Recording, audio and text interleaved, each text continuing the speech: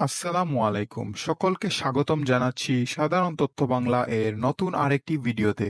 তাহলে চলুন ভিডিওটি শুরু করা যাক। শেখ হাসিনা দেশ থেকে পালিয়ে যাওয়ার পর বেরিয়ে আসে তার রেখে যাওয়া নেতাকর্মীদের কথা। রেখে যাওয়া সেসব নেতারা এখন তাদের নেত্রীকে হারিয়ে অসহায় হয়ে পড়েছে। এতদিন এই লোকেদের শেখ হাসিনাকে অনেক তেল মেরেছে, কিন্তু শেষে শেখ হাসিনা এদেরকে বিমানের টিকিট না দিয়েই পালিয়েছেন। আজকের ভিডিওতে দেখবেন শেখ হাসিনা রেখে যাওয়া তার 5 জন নাটকবাজ নেতাকর্মীদের, যারা এখন দেশ থেকে পালানোর অনেক চেষ্টা করছেন। এই 5 জনের মধ্যে প্রথম হচ্ছেন জনাব জুনায়েদ আহমেদ পলক সাহেব। এই লোকের বক্তব্য প্রথম শুনতে অনেক ভালো লাগতো, মনে হতো উনি একজন ভালো মানুষ, কিন্তু কোটা আন্দোলনে দেখা গেল যে তিনি আসলে শেখ হাসিনার গোলাম। আন্দোলন চলাকালে এই পলক সাহেব একটু পরে পরে ইন্টারনেট বন্ধ করে নানা অজুহাত দেখাতো, বলতো বৃষ্টির পানি নাকি ইন্টারনেট বন্ধ হয়ে গেছে। আবারও বলতো আমি ইচ্ছে করে ইন্টারনেট বন্ধ করিনি। আবার বলতো কখনো ইন্টারনেট বাধ্য হয়ে ওকে বন্ধ করতে হয়েছে। পলক সাহেব এসব নাটকের পর জনগণ বুঝতে পারল যে সেও হাসিনার গুলাম, সেও হাসিনার হয়ে কাজ করছে।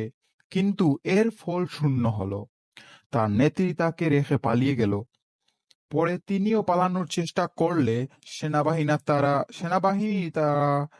সেনাবাহিনী তাকে বিমানবন্দর হতে আটক করে ফেলে। এখন এই পলক সাহেব কোথায় তা দেশের মানুষ জানে না।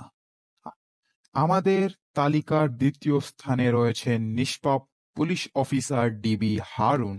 এই পুলিশ শেখ হাসিনার শাসনকালে যে পরিমাণ নাটক করেছে সেটা জনগণ সহজে বলতে পারবে না।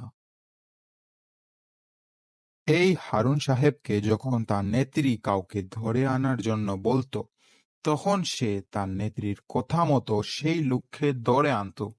তার নেত্রী শেখ হাসিনা বিরুদ্ধে কেউ যদি কোনো কথাবার্তা বলতো, আন্দোলন করত, তাহলে এই হারুন সাহেব ওই লোককে ধরে এনে বাতের হোটেলে বসাতো এবং তাদের সঙ্গে তুলতো সেলফি। পরে যখন তার নেত্রী দেশ ছেড়ে পালিয়ে যান, তখন হারুন সাহেব কি করবেন বুঝতে পারছিলেন না। পরে নাকি তিনি পুলিশের দেয়াল টপকে পালাতে গিয়ে সেনাবাহিনীর কাছে আটক হয়েছেন। তাকে সেনাবাহিনীরা নিয়ে যাওয়ার সময় কিছু জনগণের তাকে পেটানোর সুযোগ হয়েছিল।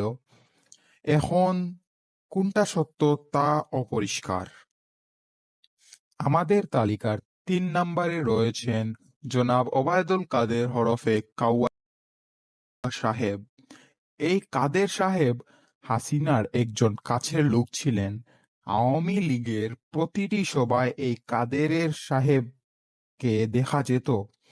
তবে শেখ হাসিনা পলানোর সময় এই কাদের সাহেব কি করেছিলেন জানা যায়নি এখনো।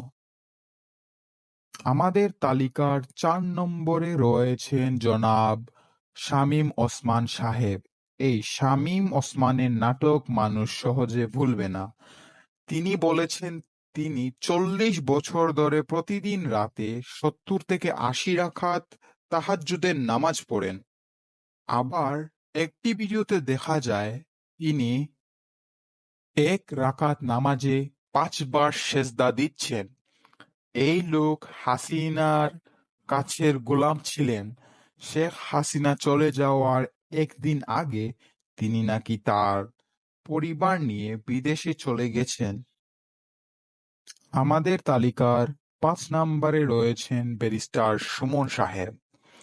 এই লোককে দেশের মানুষ কতই না ভালোবাসতো, কিন্তু কোটা আন্দোলনে তার আসল রূপ বেরিয়ে আসে। তবে শেখ হাসিনা পালানোর আগেই এই সুমন সাহেব দেশ হতে পালিয়ে যান। আজকের ভিডিওটি এতটুকুই। এত সময় যে সকল তথ্য দেওয়া হয়েছে তা বিভিন্ন অনলাইন প্ল্যাটফর্ম থেকে নেওয়া হয়েছে। কোথাও কোনো ভুল হলে ক্ষমার দৃষ্টিতে দেখবেন। দেখার জন্য ধন্যবাদ।